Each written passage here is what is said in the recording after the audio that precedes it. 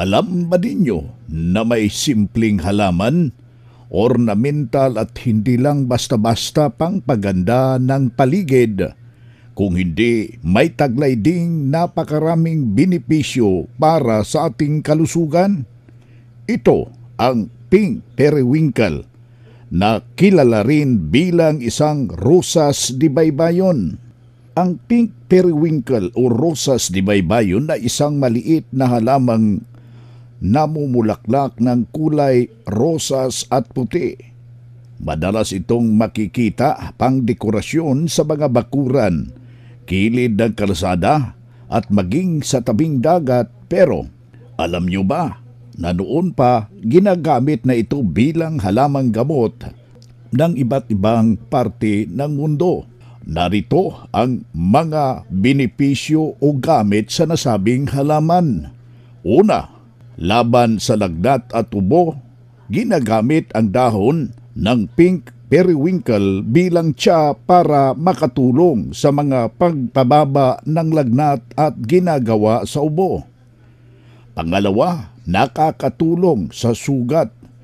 Dikdikin lang ang dahon at maaaring ipangtapal sa sugat para makatulong na mas mabilis na paggaling at maiwasan ang impeksyon. Pangatlo, pangpababa ng blood sugar.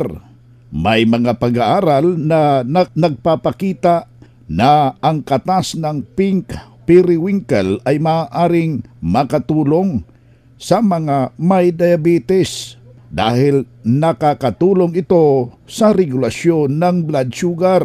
Pangapat, panglaban sa hypertension. Nakakatulong din ito pangpababa ng presyon ng dugo, kaya magandang natural na suporta sa mga may high blood pressure. Panglima, anti-cancer properties. Alam mo ba, dalawang mahalagang compound mula sa pink periwinkle ang bisikrintine at saka vinblastine na ginagamit bilang sangkap sa gamot na panglaban sa leukemia at iba pang uri ng kanser.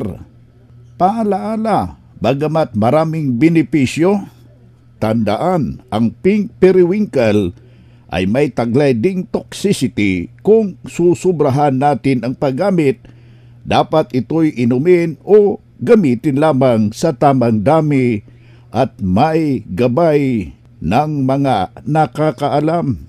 Hindi kapalit ito ng reseta o gamot mula sa doktor. Pwedeng gawing maintenance kasabay ng iyong iniinom. Kaya sa susunod na makikita ka ng pink periwinkle o rosas di baybayon, huwag mo lang itong ituring na simpleng halaman, ornamental. Isa pala itong natural na yaman na maaaring makatulong sa ating kalusugan. Pero laging tandaan, ang tamang kaalaman at wastong paggamit ng susi para sa tunay nating mapakinabangan ang biyaya ng kalikasan. Kung gusto mo pang matuto tungkol sa iba't ibang halamang gamot at natural na solusyon para sa kalusugan, huwag kalimutan i-like, i-share, subscribe ang ating page, ang ating channel.